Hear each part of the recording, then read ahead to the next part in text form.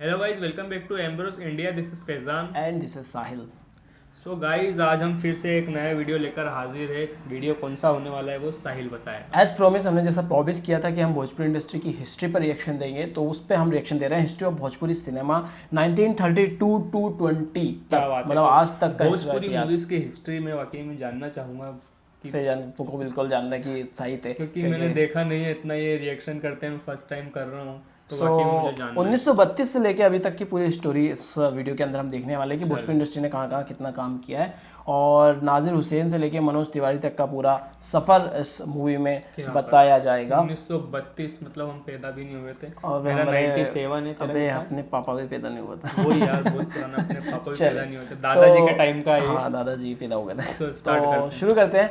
Here we गो। नमस्कार, स्वागत आप सबका नारद टीवी पर। दोस्तों, अभी कुछ दिनों पहले भोजपुरी टॉपिक पर हमारी एक वीडियो आई थी जिसमें हमने भोजपुरी के उन गानों की बात की थी जिनसे इंस्पायर होकर बॉलीवुड के कुछ गाने बने थे। साथ ही साथ हमने वीडियो के शुरुआत में कुछ भोजपुरी गानों की झलकियां दिखाई थी जो बॉलीवुड से कॉपी किए गए थे। उस पर हमारे बहुत से दर्शकों का ये रिक्वेस्ट आया कि भोजपुरी सिनेमा के इतिहास के ऊपर एक वीडियो बनाई जाए। तो आप सभी दर्शकों के अनुरोध पर मैं ये वीडियो लेकर आया हूँ। तो आइए नजर डालते हैं भोजपुरी सिनेमा के इतिहास के ऊपर कि किस तरह भोजपुरी सिनेमा शालीनता से अश्लीलता की ओर बढ़ रहा है। दोस्तों, एक जमाना था जब भोजपुरी के गाने और फिल्में शालीन एवं अश्लील मुक्त हुआ करती थी। ऐसी फिल्में बनती थी जो परिवार का हर एक सदस्य एक साथ बैठकर देख सकता था। समय बीतता गया, भोजपुरी का दायरा बढ़ा, एक क्षेत्रीय भाषा के टैग से निकलकर भोजपुरी अंतर्राष्ट्रीय स्तर पर पहुंची। लेकिन इन सब के बीच भोजपुरी का मूल रस इससे खोता चला गया। ये वीडियो बनाने की जरूरत इसलिए पड़ी क्योंकि भोजपुरी सिनेमा का मौजूदा दौर शायद अपना इतिहास भूल गया है। आज के भोजपुरी फिल्मकारों, निर्माताओं को इस फिल्म उद्योग को खड़ा करने वाली हस्तियों के संघर्ष और लगन का पता नहीं है, या शायद फिर वे उन्हें भूल रहे हैं। भोजपुरी सिनेमा से जुड़े लोगों को यह जानना चाहिए कि उन दिनों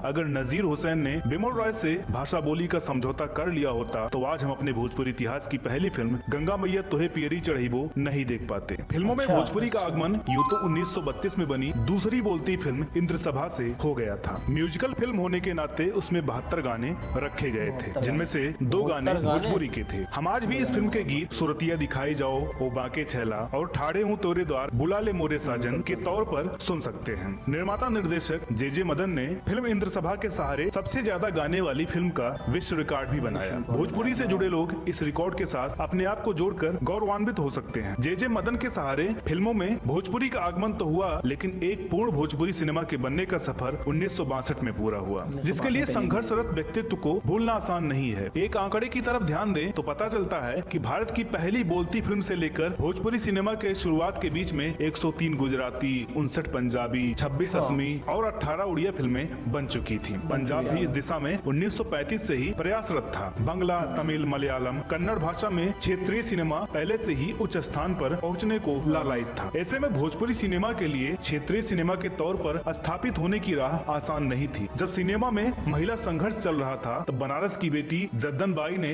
महबूब खान की फिल्म तकदीर में अपने भोजपुरी भाषी होने के नाते एक गाना रखने को मजबूर कर दिया। तकदीर 1943 में रिलीज हुई थी। बाबू दरोगा जी, हो बाबू दरोगा जी, कौन कसूर ते धर ले सैया मोर। यह महिलाओं द्वारा अपनी संस्कृति, भाषा बोली के लिए संघर्ष के लिए याद भी किया जा सकता है। फिल्म तकदीर में प्रयोग ठुमरी ने इतनी लोकप्रियता हासिल की कि उनके मन में पूरी भोजपुरी फिल्म को लेकर ख्याल आया, लेकिन उनकी यह कसक अधूरी रह गई। आपको बता दें, संगीतकार जद्दन बाई मशहूर अदाकारा नरगिस की माँ हैं। अब आते हैं हिंदुस्तान की आजादी के बाद के समय पर। आजादी के बाद बदलते भारत में सिनेमा भी बदला। फिल्म शिक्षण संस्थान से लेकर फिल्म अकाइद तक बनाए गए, जिनमें जहाँ व्यक्तिगत स्तर पर प्रयास चल रहे थे, वहीं आजाद भारत में नवनिर्वाचित राष्ट्रपति डॉक्टर राजेंद्र प्रसाद ने इस ओर एक सराहनीय काम किया। यही वह दौर था जब गांधी जी सिनेमा को खराब चीज मानते थे। दिल्ली में आयोजित एक फिल्म समारोह में डॉक्टर राजेंद्र प्रसाद ने अपने संबोधन में अपने भोजपुरी भाषी होने का दायित्व निभाते हुए भोजपुरी सिनेमा की दिशा में काम करने का फिल्मकारों से आह्वान किया। राजेंद्र प्रसाद ने यह भी माना कि उन दिनों भले ही भोजपुरी साहित्यिक रूप से समृद्ध नहीं थी, लेकिन सांस्कृतिक विविधता इतनी विशाल थी जिससे पूरा देश लाभान्वित हो सकता था। उसी समारोह में बैठे भोजपुरी भोजपुरी माटी के खाटी लाल हिंदी सिनेमा में संवाद अदायगी के पुरोधा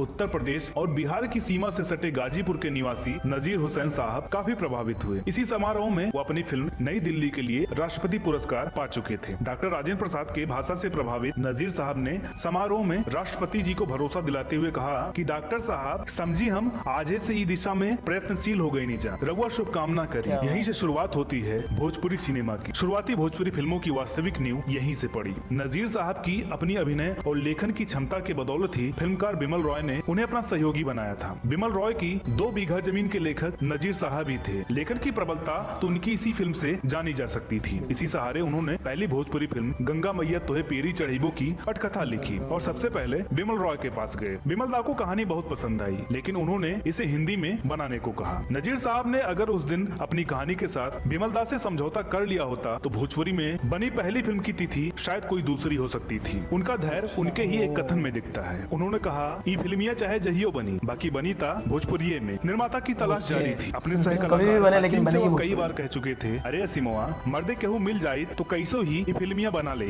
उन्हें मुंबई में कोई निर्माता नहीं मिल रहा था। भोजपुरी में धन आखिर कौन लगाए। जल्दी कोयला व्यवसायी और थिएटर हॉल मालिक विश्वनाथ प्रसाद शाहबादी के तौर पर उन्हें निर्माता मिल गया। आपको बता दें कि विश्वनाथ शाहबादी फिल्म नदिया के पार की अभिनेत्री साधना सिंह के ससुर हैं। फिल्म के बनने के क्रम में कई रोचक पहलू भी सामने आते हैं, जिन्हें हम अभिजीत घोष की किताब सिनेमा भोजपुरी में पढ़ सकते हैं। अगर आप भी ये किताब पढ़ना चाहते हैं तो इसका लिंक मैं आपको डिस्क्रिप्शन में दे दूंगा, वहाँ से परचेज करके आप ये किताब पढ़ सकते हैं। बम्बई के दादर स्थित प्रीतम होटल से पूरी फिल्म का रूप रंग खाका तैयार हुआ। नजीर साहब ने निर्देशक कुंदन शाह को बनाया, जो खुद बनारस से ताल्लुकात रखते थे। 1,50,000 का बजट निर्धारित हुआ, लेकिन बनते बनते यह आंकड़ा 5 लाख को छू गया। लेकिन शाहबादी ने इसकी फिक्र न करते हुए फिल्म को पूरा किया। अपनी सफलता की ऊंचाई चढ़ने को बेताब इस फिल्म ने 80 लाख का कारोबार किया। दहेज, बेमेल विवाह, विधवा विवाह, सामंती विचार, शिक्षा आदि के प्रश्नों पर पर्दे पर चित्रित होती फिल्म के कलाकारों से मिलने के लिए डॉक्टर राजेंद्र प्रसाद ने खत लिखा। 1 मार्च 1963 को मिलने का समय तय हुआ, लेकिन भोजपुरी सिनेमा के विकास में महत्वपूर्ण भूमिका निभाने वाले डॉक्टर राजेंद्र प्रसाद का यह सपना नहीं पूरा हो पाया। 28 फरवरी को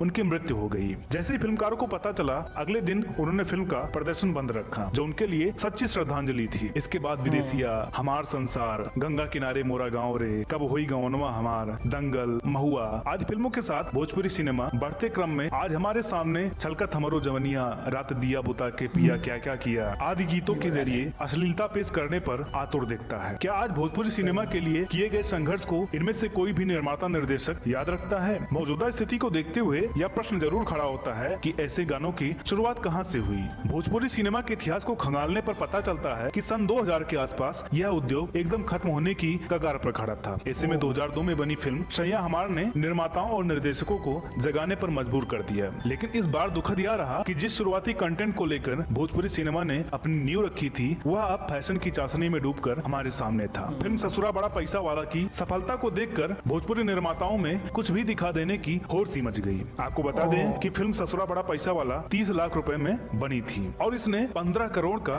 बिजनेस किया। इसी तरह मनोज तिवारी की दरोगा बाबू आई लव यू ने 4 करोड़ और बंधन टूटे ना ने 3 करोड़ का व्यवसाय किया। 2005 तक भोजपुरी तब भी ठीक था, लेकिन इसी दौरान प्राइवेट कैसेट उद्योग द्वारा लाए गए गानों लैजा राजा जी जैसे गानों ने इसमें 4 चांद लगाए और नतीजन 2005 के बाद से अब तक के भोजपुरी सिनेमा में चोली, चुम्मा, लहंगा, रिमोट आदि से ऊपर ही नहीं आ पा रहा है। दर्शक की दृष्टि से भी अगर देखें तो ऐसे गीत संगीत से भरी फिल्मों के प्रोडक्शन के लिए कहीं न कहीं वह भी जिम्मेदार है। दर्शकों ने ही फिल्मकारों को बढ़ावा दिया है। हमें भोजपुरी सिनेमा के उन पलों को आज याद करने की जरूरत है जिसमें लोगों ने अपनी मेहनत से इस उद्योग को एक अभिव्यक्ति का माध्यम बनाया था। आज भोजपुरी सिनेमा द्वंद में डूबा है और इसकी संस्कृति की गहराई को समझने वाले दुख में। इन बीते 57 सालों में भोजपुरी सिनेमा में सैकड़ों फिल्में बन चुकी हैं, लेकिन इन 57 सालों में भोजपुरी सिनेमा फूहड़पन का परिचायक भी बन चुका है। 20 करोड़ भोजपुरी भाषी आबादी के आगे सिनेमा की एक ही तस्वीर बना दी गई है। नतीजा कुछ अलग करने की चाहत पाल रखने वाले निर्माता रह ही नहीं गए। आज भोजपुरी सिनेमा हर साल 100 करोड़ का कारोबार कर रहा है और ये आगे बढ़ेगा भी। लेकिन यह 100 करोड़ की कमाई आखिर किस संस्कृति को बढ़ावा दे रही है? सन 2000 के दशक में भोजपुरी फिल्मों का कारोबार जब दोबारा जिंदा हुआ तो मनोज तिवारी, रवि किशन, दिनेश लाल यादव निरहुआ, पवन सिंह, खेसारी लाल जैसे कलाकारों को स्टारडम मिला। मनोज तिवारी,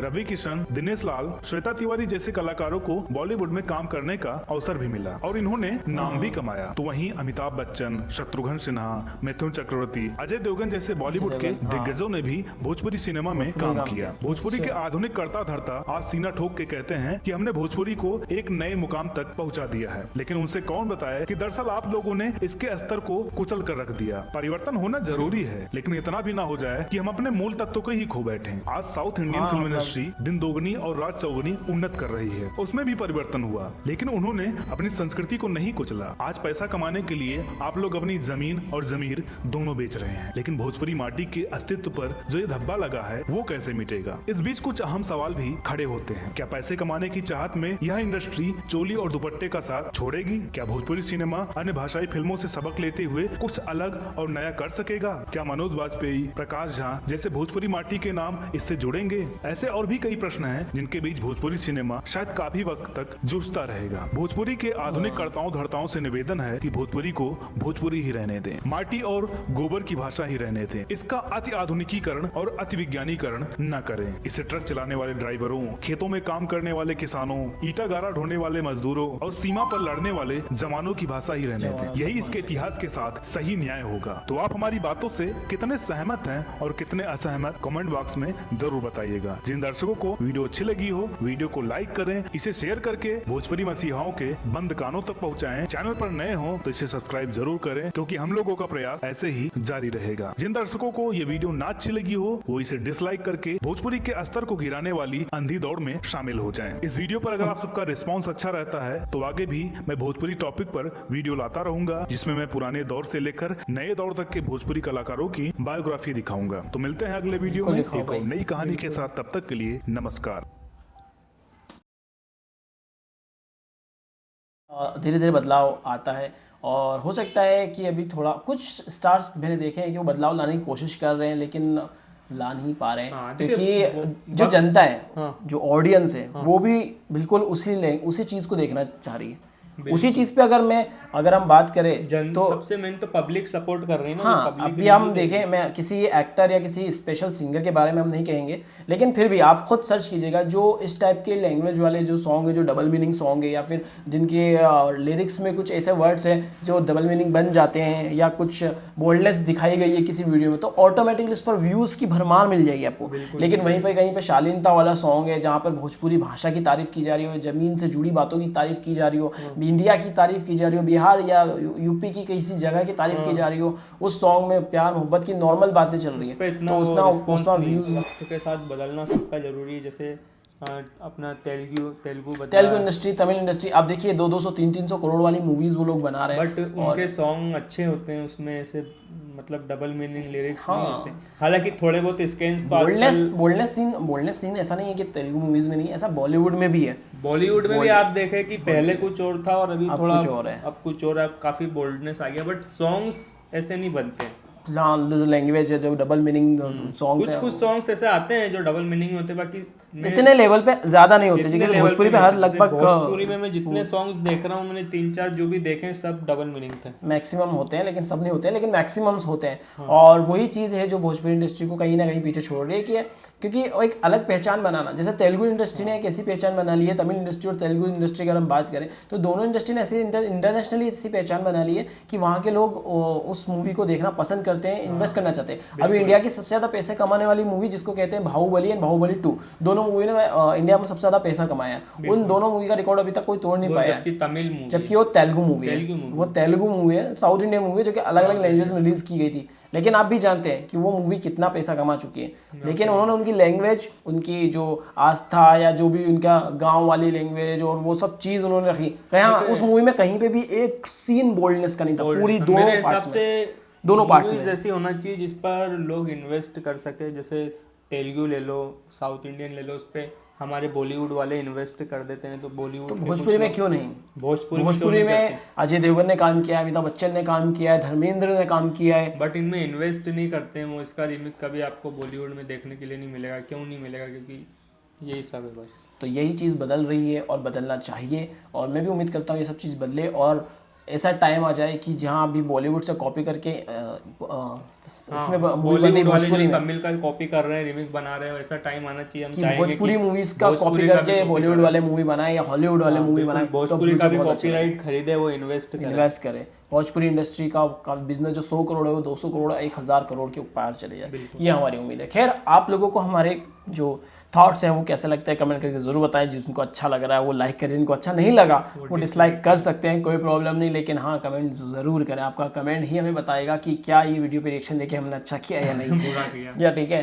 तो गाइस, वीडियो पसंद आया तो जिसे हमने बताया है लाइक ज़रूर करना, और हाँ, जिन लोगों ने अभी तक चैनल को सब्सक्राइब नहीं किया गाइस, प्लीज़ चैनल को सब्सक्राइब भी करना और वीडियो को शेयर भी करना, और सब्सक्राइब करने के साथ बेल आइकन दबा देना ताकि हमारे जो लेटेस्ट वीडियो है उसकी आपको इन्फॉर्मेशन मिलती रहे। ठीक है, तो मिलते हैं आप लोगों से अगली वीडियो में। Till then make love not war.